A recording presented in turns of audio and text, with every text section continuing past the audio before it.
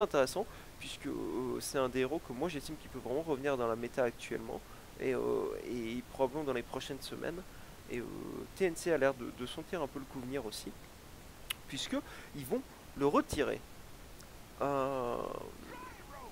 Giro qui était encore dispo, qui va être le position 1 de choix pour Jiguard. Alors ça pourrait être un Giro mid, on pourrait avoir un setup de tri aggro, on pourrait avoir un setup de tri dev, on peut avoir du triple solo.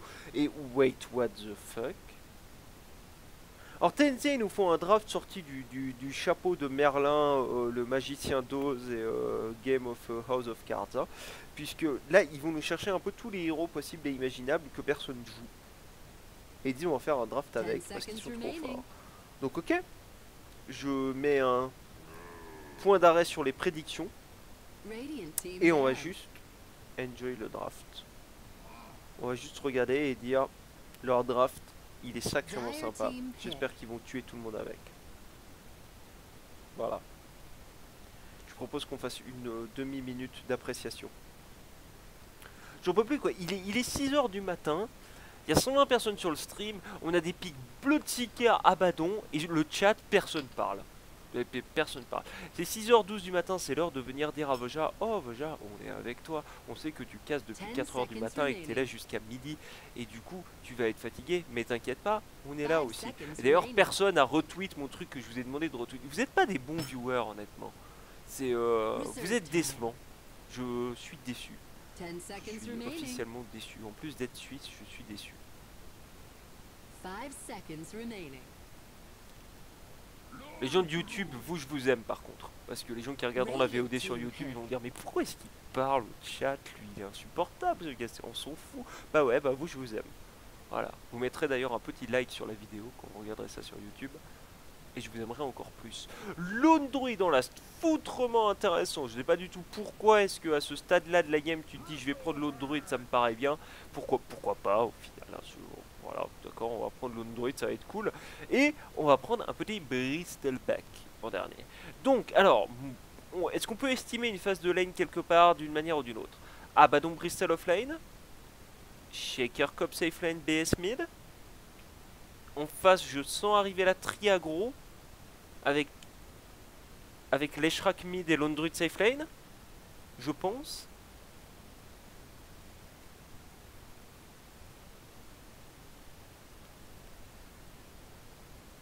Je pense. On va voir si j'ai raison ou pas, ça c'est moi. Petite estimation personnelle. Qu'est-ce que va jouer Yamate? Parce que moi je veux juste regarder jouer Yamate. Moi je peux être en meilleure perspective sur Yamate. Il va jouer Giro, hein. Bien sûr qu'il va jouer Giro. Ouais, il pourrait jouer Lina aussi. Ouais, il va jouer Lina. D'accord. Attendez, donc c'est Ling au Leshrak, donc c'est un Leshrak support. Donc le duo support c'est Leshrak SD et non pas Lina Leshrak. Interesting. Et ils vont en tri-def et ils jouent l'Android offline. D'accord, je suis déçu. I am disappointed. Very, very disappointed indeed. Est-ce qu'on a un truc bizarre à base de Bloodseeker position 4 ou Abaddon carry? What? Attendez, le mec a une branche. Oui, il a acheté une branche. C'est tout. Il veut des bots early? Il veut une bottle early? Je sais pas, on va voir.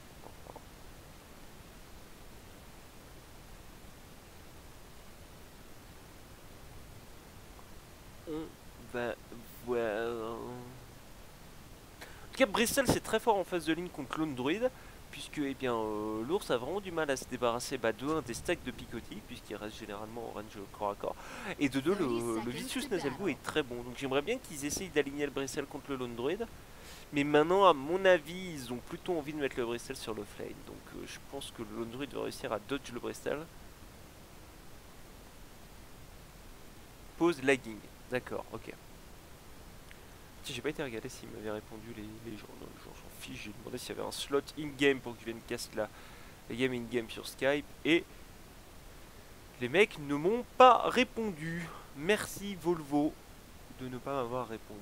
Non, c'est pas Volvo en l'occurrence, c'est les mecs qui organisent les qualifiers. Pas directement des gens de Valvu. Les mecs qui organisent les qualifiers, c'est d'ailleurs...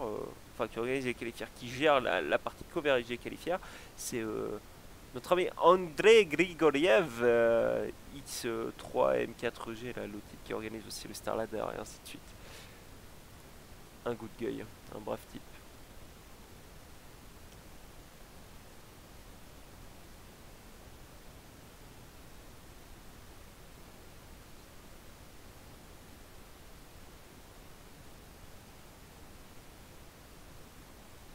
Tout le monde déco, tout le monde reco. Tout va bien. Ben, est-ce qu'il a fait un start build bizarre? Il a pris un TP parce que effectivement, il y a un stun. C'est TNC. C'est le shaker. Donc si vous n'avez pas le shaker sur votre lane, vous en fichez.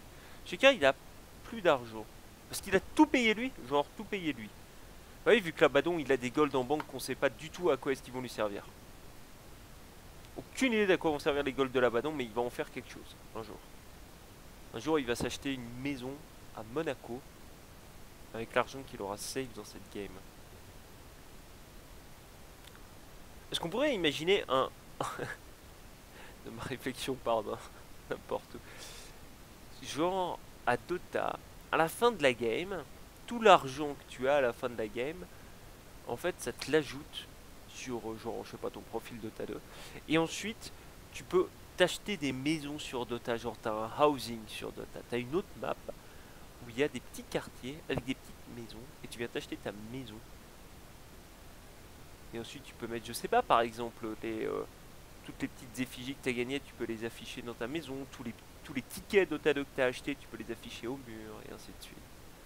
Très, pour les gens, je pense que les gens qui ont compris ma référence ont déjà l'image en tête, mais je pense au Housing DAOC quand je pense à ça.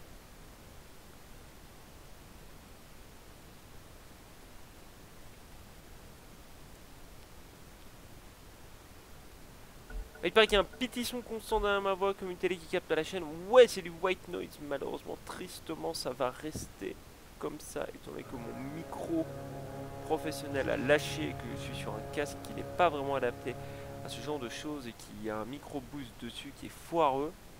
Donc malheureusement, ça va rester tel quel, mon cher ami. Il va falloir faire avec. Tu verras que le son du jeu, généralement, est assez puissant et assez actif pour pas que ce soit trop gênant.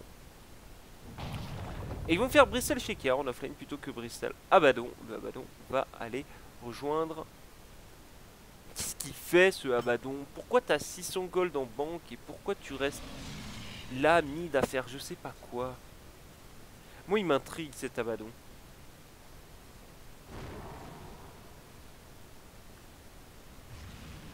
Pour le moment il met des boucliers au bout de ses carnets. Très bien.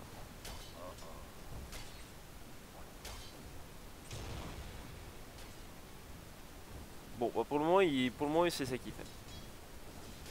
Et il achète une bottle. Donc c'est un wisp en fait, sauf que c'est pas un wisp. C'est un espèce de faux wisp. C'est un wisp mais plutôt d'être une petite boulette et d'être tout mignon et de faire des petits bruits. Et ben c'est un chevalier de la mort sur un cheval. Le shaker est parti en bas rejoindre la Queen of Pain. Il avait juste mis une petite fissure pour aider le Bristol sur son early game. C'est une lane difficile pour le Bristol étant donné que Giro est un très bon héros contre Bristol back. Le rocket de barrage fait beaucoup trop de dégâts en early game pour lui. Le soul catcher du Shadow Lemon est aussi un très bon spell contre Bristol back. Et la combo de support peut permettre au Giro d'aller se mettre face au Bristol.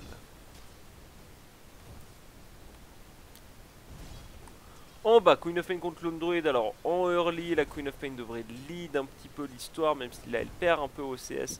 Mais elle a beaucoup plus de moyens de pression sur le Lone Druid que l'inverse. Par contre, dès le level 5 du Lone Druid, un petit route bien placé. Et on peut dire goodbye à notre ami la reine du pas.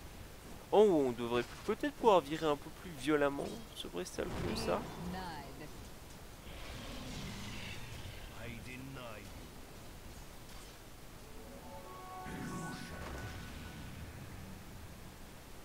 J'ai vu des mecs jouer Bloodseeker mid avec une dual lane offlane de SKOTL, complètement pourri, hein, potentiellement de SKOTL.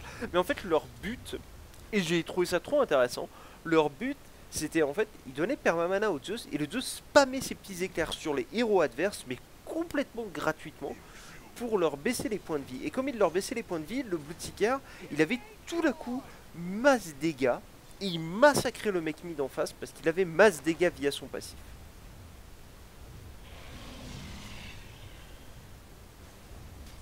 Parce que les types en face étaient tout le temps à 50-40% PV par là autour. Et c'était très drôle comme concept. Pas sûr que ce soit super efficace, mais c'était très drôle. Bon, alors l'Abaddon Wisp, il bottle Crow, il fait sa vie, ils vont tenter de go la Lina. Ok, il la go en fait quoi. Le problème c'est qu'il y a des gens qui arrivent là, nous on a vu les gens qui arrivent. Et les gens qui arrivent ils vont choper le Abaddon parce que c'est effectivement lui qu'il faut aller chercher. On a stack un petit peu les stuns, on va mettre le shield, on va quand même récupérer le first blood. Par contre le Blue Seeker aura un contre-kill. Donc le Leshrac qui est mort, lui a récupéré le first blood, le Shaker qui était sur place mais un petit peu tard malheureusement.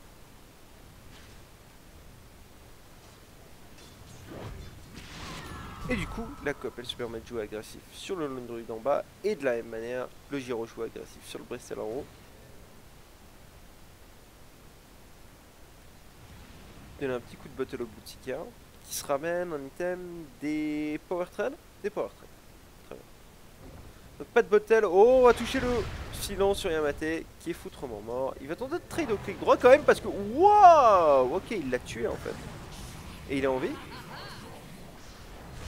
Il est en vie.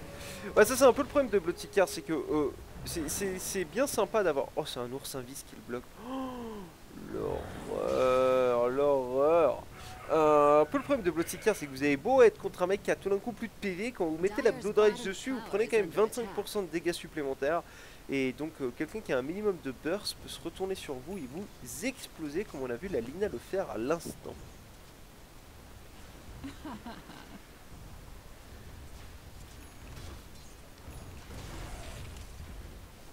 Et donc le Lone Druid qui avait bien commencé la première vague de creep tout d'un coup est à 4 de CS alors que la Queen of Pain est à 24. C'est donc un match-up gagnant pour la Queen of Pain. Mais le level 5 peut vraiment changer quelque chose, sauf qu'il est que level 3. Ce pauvre petit Lone Druid, il souffre beaucoup. Oh, on a le Leshrac qui venait chasser un petit peu le Bristleback.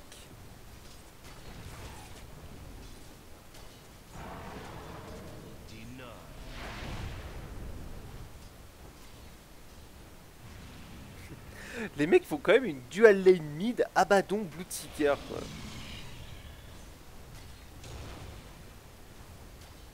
Et du coup il est level 5 quoi. Parce que l'Abaddon lui bouffe trop d'XP. Lina en face elle est 6,5.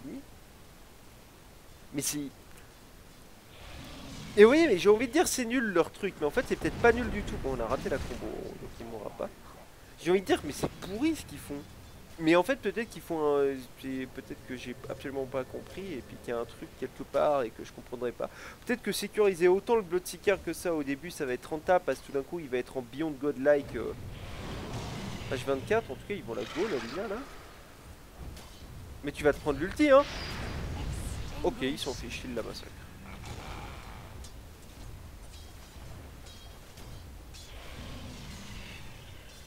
I don't get it. Il va le go? Non. Bon, on se calme quand même, on se calme. Oh du coup il y a des gens. Oh il voit des gens pas en bon état top.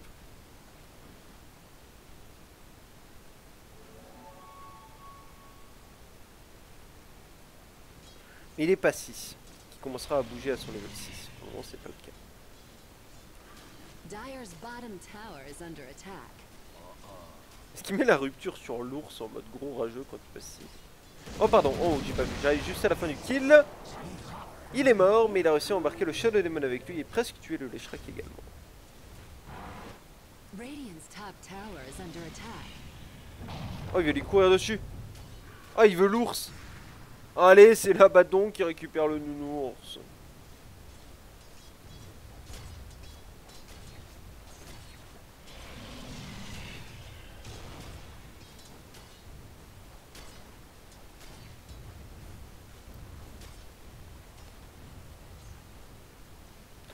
Très perplexe. Allez, Yamate en bas, t'as pris fissure, ulti Queen of Pain, Scream. Yamate il a aucune lane où il a le droit d'être. Mid il se fait massacrer, bot il se fait massacrer, il peut pas aller top parce qu'il y a son pote le Gyro. Donc Yamate, you are in deep shit. On va voir ce qu'il fait comme stuff avec son boutique, parce que c'est quand même un héros sur lequel t'as pas de bon item à faire, alors dans le doute tu fais sans Yasha.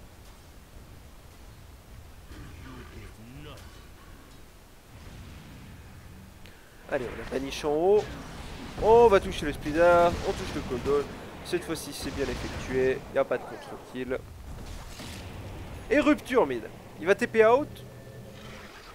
Ah oui, il est Clevelin. Je me disais, mais il faut qu'il aille là-dessus. Mais il est Clevelin son Bloodright. Moi, je max Bloodright. C'est probablement une erreur du coup. Parce qu'en fait, il a raison de jouer avec son passif maxé, je pense. Probablement moi qui fais une erreur. Dire's middle tower is under attack.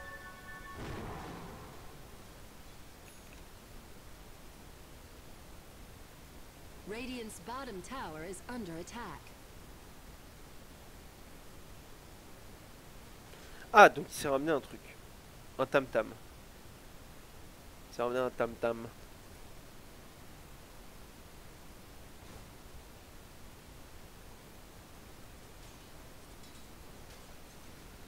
Bon, qu'est-ce qui se passe bien pour Jiguard dans la game? Qu'est-ce qui se passe mal? Ce qui se passe mal, c'est le Lone Druid qui a 9 de CS. Qui a rien. Ce qui se passe mal, c'est Yamate qui a aucune lane où il a le droit d'être. Qu'est-ce qui se passe bien? Les supports ont pas mal de level, je crois 4 et 4, ça va. En face, on est 5 et 5. Donc ouais, ils ont un petit peu de retard, mais ça va. Ils avaient plein de stacks dans les bois, je crois que le Lone Druid va finir de clean gentiment. Ok, et ils ont le Giro qui effectivement lui est très bien, tout tranquille dans sa game, tout va bien dans le meilleur des mondes. Qu'est-ce qui se passe bien pour TNC? Qu'est-ce qui se passe mal? Qu'est-ce qui se passe bien? Le Blue Ticker free farm, la Queen of Pain free farm. Le Bristol trouve un petit peu de place, surtout en termes de level où il est bien. Qu'est-ce qui se passe mal? Bah franchement pas grand chose. Bristol qui meurt un peu quand même. Mais ça va. Peut-être il leur manque des stacks dans les bois. Pour le Bristol ou aux anciens. Pour le Bristol ils ont un petit peu de stacks aux anciens. Oh ils vont récupérer l'ours. 300 gold. Ding ding ding ding ding ding ding. Banishment, Splitters. Et ils ont tout raté. Et du coup on va rupture. On contre là-dessus. Et il va TP out. Ah ça c'est tant qu'il n'y a pas le shaker. Vous pouvez pas cancel les TP hein.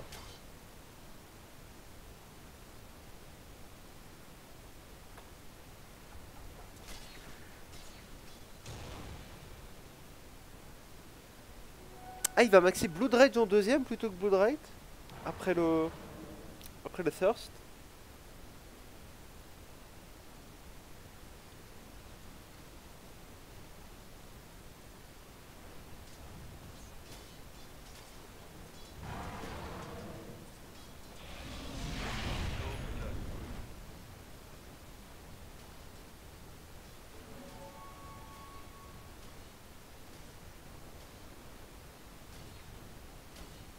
En tout cas, on le regarde farmer lui.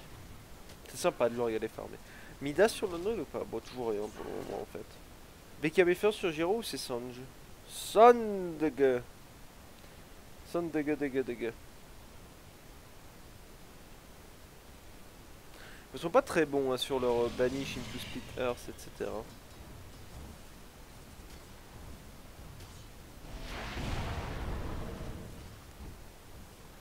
Le Bristol est parti se faire les sacs d'anciens, il se met de dos, il est content et il spam les picotis.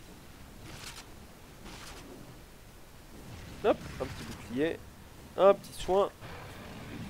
Et t'es tranquillou. Le Boutika, où est-ce qu'il est parti? Dans les bois, ça c'est aussi l'avantage du héros, c'est quand vous êtes mid, vous pouvez tranquillement partir dans les bois, faire un petit spot de creep, en plus vous en ressortez très souvent full HP, grâce à votre Blood Rage. Il va laisser les bébés golems pour aller récupérer la vague de creep à la place. Pourquoi tu prends pas l'élastite? Bah voilà. Ah, c'est parce qu'il avait peur, il savait pas que c'était une illu, il avait peur, d'accord. Nous on savait que c'était une illu, donc on n'avait pas peur pour lui, mais lui il avait peur. Hein. Oh, le Lone Druid il va se faire les anciens. Midas ou pas Midas? Midas ou notre Midas? Non, il a acheté des trucs, non? Ouais. Je sais pas trop ce qu'il a acheté, mais peut-être son Ring of Regan. La Queen of Pain, Orchid, c'est ça qu'elle a commencé? Ouais, elle a un Oblivion Staff. Il se passe un peu rien quand même, non? Et puis TNC est en train de s'envoler parce qu'ils ont beaucoup plus de gens qui farment, concrètement, qui farment bien. Bristol vient de se faire un gros stack d'anciens, la COP est toujours en free farm, le BS est toujours en free farm. Quand même aller s'occuper un petit peu du Giro là-haut, on l'a vu, TP cette Queen of Pain, tu la back maintenant avec ton Giro, pas dans 3 secondes, pas dans 4 secondes, back maintenant. je pense qu'ils vont y aller même sous la tour. Hein. On est en train de ramener le backup, donc lui il veut bait un peu. Sauf que je pense qu'ils vont peut-être y aller un peu trop tôt pour lui. Ah, ils vont y aller maintenant quoi. Oh, c'est parti sur le gyrocoptère. Il peut lâcher un beau cooldown là-dedans. Faut juste attendre que ça commit un peu plus. Derrière, on a banni. Je sais pas qui ici. Ah, bah, c'est le pauvre Shaker qui se mettait en bonne position. Il faut récupérer plus que ça. Je pense que bouger autant de monde pour récupérer qu'une personne, c'est pas forcément rentable. Mais si, ça va être le cas. Parce que du coup, en reculant dans cette direction-là, en fait, le problème, c'est qu'il libère la tour peut-être pour TNC. Non, TNC a pas osé. Parce que le lone druid en attendant de l'autre côté de la map, il met beaucoup de pression. Et lui, il va forcer les TP.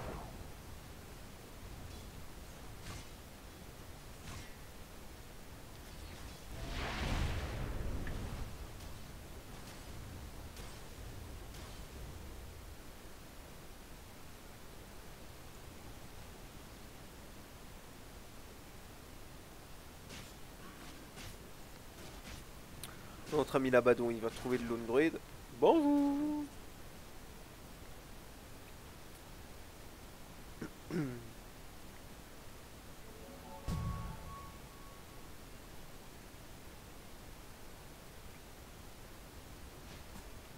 Manque quand même un peu de level sur ces supports, hein. Moi j'insiste. Pour moi ils sont trop bas level ce Leshrac et ce SC. Là ça, ils sont 5 et 6. Oh. D'accord. Ça c'est ce qui s'appelle crash ça. Genre les mecs ils ont crash quoi. Internet chez eux ça allait. Nope, fini.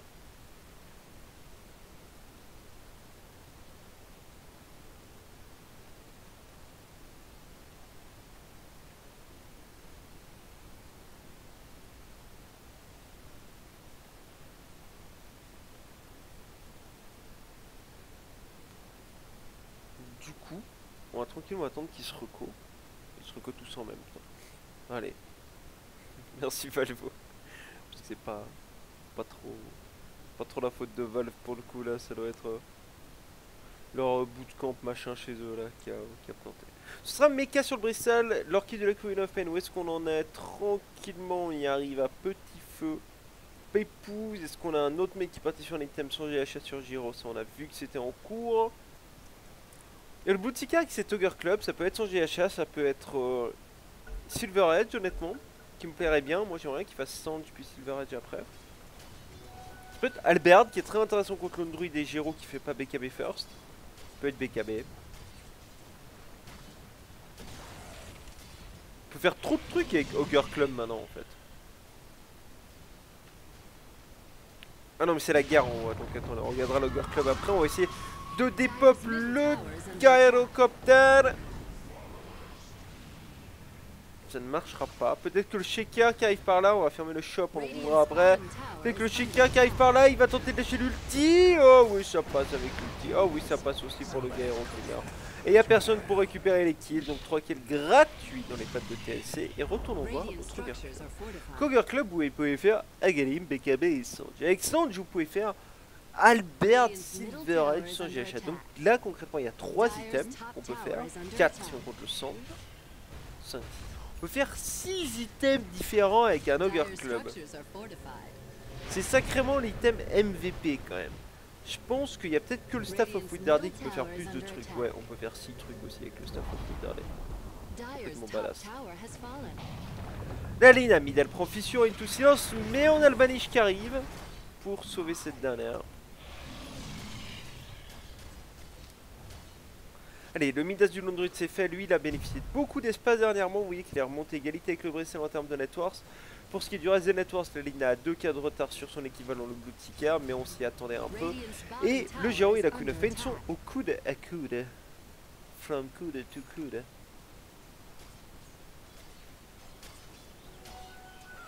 Bon, je pense que si ça avait été genre Silver Edge, il aurait acheté son stand maintenant. Je pense que c'est BKB. Parce que c'est Aganim qui ne marche pas sur le héros. Ah, il a acheté plein de trucs, attendez. Bon, il a acheté Yasha en fait. Il a acheté Yasha. Donc on est tous déçus, il fera changer Yasha.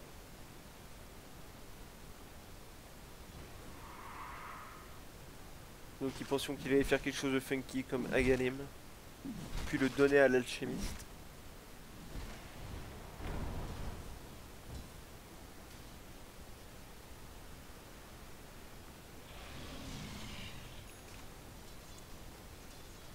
Allez, le méca du Bristol c'est fini, c'est peut-être l'occasion de se regrouper un peu plus sérieusement côté TNC. Le hall de la Lena est fini, donc on a un setup supplémentaire au cas où on savait pas faire Disruption into Split Earth.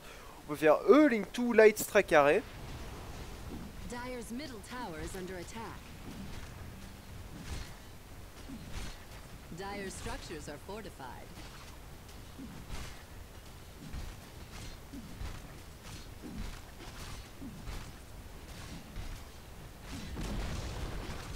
Dire's middle tower has fallen.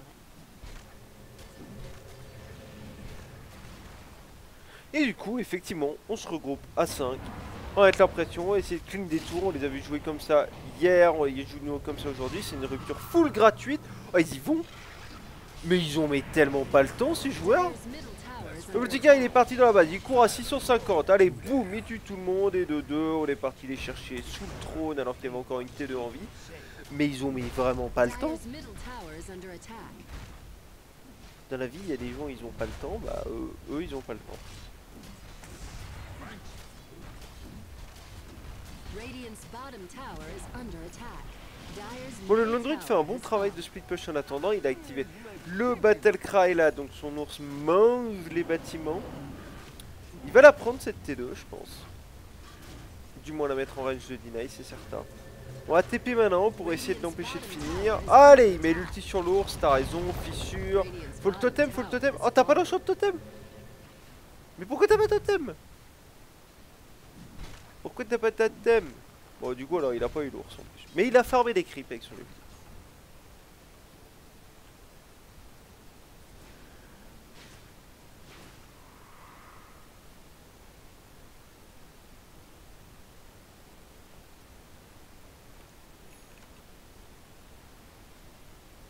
Et son GHA, c'est fini pour le Bloodseeker.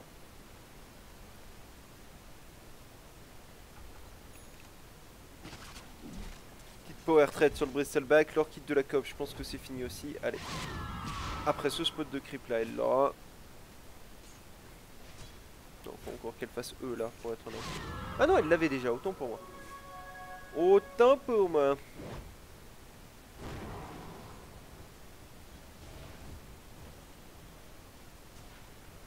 Ces ulti shaker level 1, moi pendant très longtemps, maintenant je le fais un peu moins, mais pendant très longtemps, je les ai souvent mis sur des vagues de creep en fait.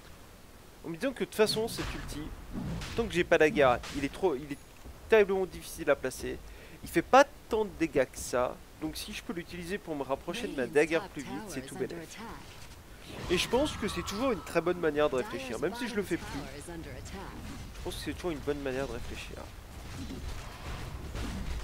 Ou est-ce qu'il met la Blood Rage sur quelqu'un d'autre que lui-même? Est-ce qu'il y a un plan genre sur le Bristleback parce que c'est trop bien, ou sur la COP pour qu'elle mette des ultis de la mort qui tue? Mais j'ai pas l'impression hein. Ah par contre, voilà, ça sert à faire Roche. Et qu'on mettait la Blood Rage sur Roche qui va donc prendre 40% de dégâts supplémentaires. Alors, pas tout à fait, 30%. Il est level 2 et vous pouvez mettre la Blood Rage aussi sur votre carrier ou un truc du genre. Et du coup, au total, le Roche va prendre vraiment beaucoup de dégâts bonus. Mais il faut qu'elle soit maxée pour que ça marche. En tout cas, excellent accès à Roche via ce héros. Rien à dire de ce côté-là.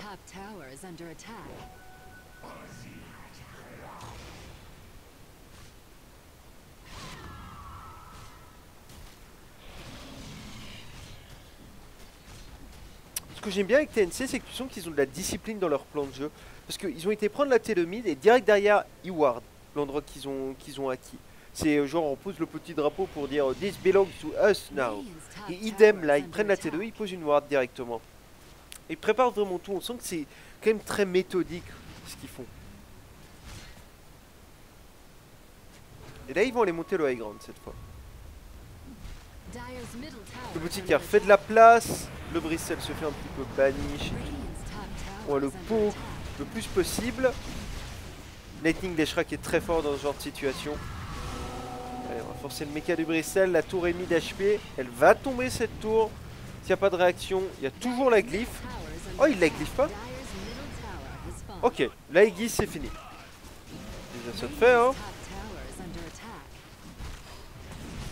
Mais mine de rien on n'arrive pas trop à les repousser pour le moment. Attention à pas se faire route du côté de T avec son Bloodsseeker. Oh le cooldown est magnifique. Où est-ce qu'il sort le Giro? En tout cas il va ramasser tout le monde là-dessus. Et de 1 et de presque 2. Mais le Bloodsseeker il fait quand même un peu peur. Il se fait route. Oh mon dieu il court vite. Il court beaucoup trop vite pour le moment, c'est que un mort de chaque côté. Non, le Leshrac sera le deuxième à récupérer par là-bas. Donc joli ulti shaker pour venir à bout du Giro. Est-ce qu'il a un buyback ce Giro? Ça pourrait sauver la règle. Bah non, il a acheté des items qu'il a même pas pris. Donc tant pis, allez on récupère l'ours. Et on va pouvoir probablement terminer cette track. Je pense que le Bloodsseeker ne partira pas sans. Voilà c'est fait. Et le timing est magnifique parce que le timing il arrive juste avant la relique du Lone Druid qui n'a que 3400 gold sur lui. Il n'arrive pas. Malheureusement pour Jiguard, il arrive au moment du BKB du Giro, mais il l'avait pas sur lui son BKB.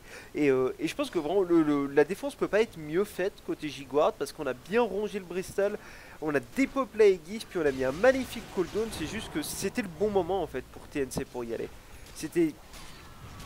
Il y avait moyen de casser sur les grandes maintenant, c'était le bon timing et ils l'ont fait et très bien joué de leur part. Ils prennent une belle option sur la victoire là-dessus.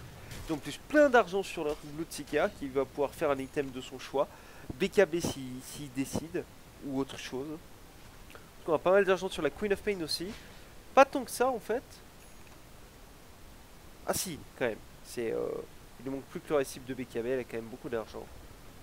Bristol qui va travailler sur un Crimson Guard.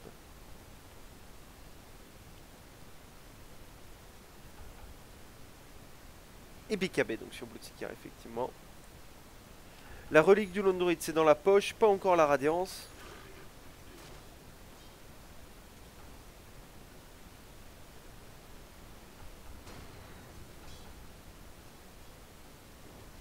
Yamate à peu près à mi-chemin de son Agalim.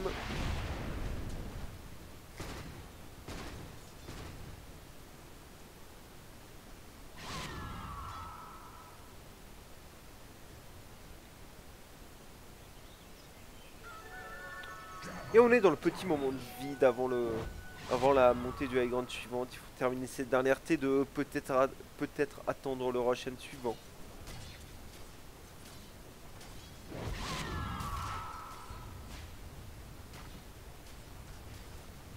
Apporter le BKB de la Queen of Pain aussi.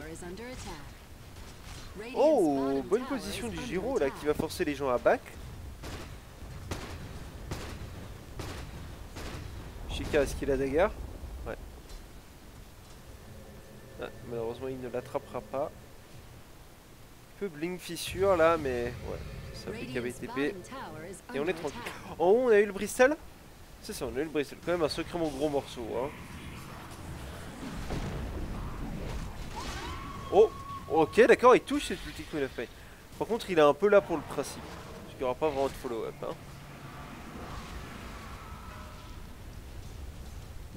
Mais le Bloodsseeker court à 8 millions à l'heure. Et du coup il est là, il est top et il est prêt à push. Alors du coup on n'a pas de BKB sur les Giro, vu qu'il est en cooldown. Mais on n'a pas d'ulti Queen of Pain en face. Mais du coup on n'hésite pas hein, côté TNC. Regardez à quel point il renvoie tout le monde à la fontaine gratuitement avec ses spells.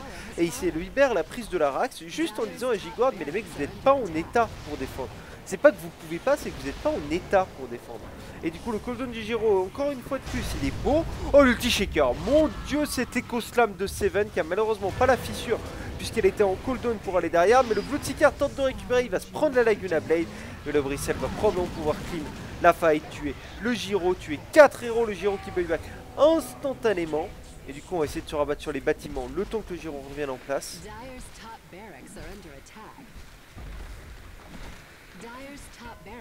Et le deuxième side qui est pris, grosse option sur la victoire cette fois-ci de la part de TNC.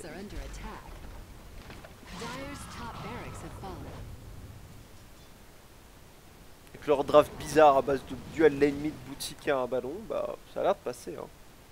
Ils ont du coup une vraiment grosse avance sur les graphes, 12k gold, seulement 5k XP, mais 12k gold. Et le Lone Druid qui aura jamais sa radiance de la partie probablement.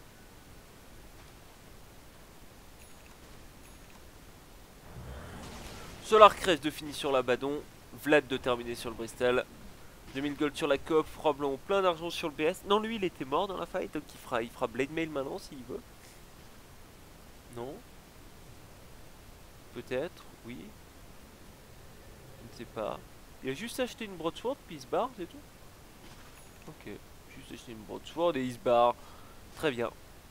La COP, ce sera probablement une ultimate temps pour faire un X, j'ai envie de dire. Shaker, faudrait qu'il passe 11 quand même. Ça ferait du bien. Ulti niveau 2 qui commence lui par contre à faire vraiment beaucoup de dégâts. On dirait pas quand on regarde le scaling du sort, on gagne que 50 de dégâts de base. Par contre, c'est les 15 dégâts d'écho qui sont vraiment importants. Les 15 dégâts d'écho que vous gagnez font vraiment une belle différence. Qu'est-ce qu'on a qui arrive comme item?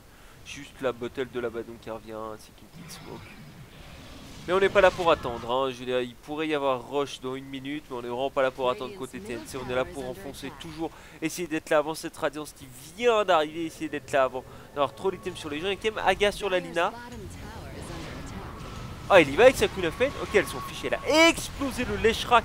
Il y a l'ours au milieu du tas par contre. Yamate, il est en danger contre le Bloodseeker qui arrive pas à le finir et qui du coup ne se heal pas. L'Abaddon qui le tient en vie ce soir. Le Bloodseeker il va courir dans les arbres partout. Il est en vie, mon dieu. L'ulti Shaker qui arrive derrière, qui va venir clean tout ça. Et le GG Wellplayed annoncé par Yamate. Et ben putain, TNC. Déjà hier il m'avait impressionné avec leur jeu ultra agressif, leur jeu vraiment rentre dedans. Et une fois de plus, ils nous font la même avec un draft mais bizarre à souhait.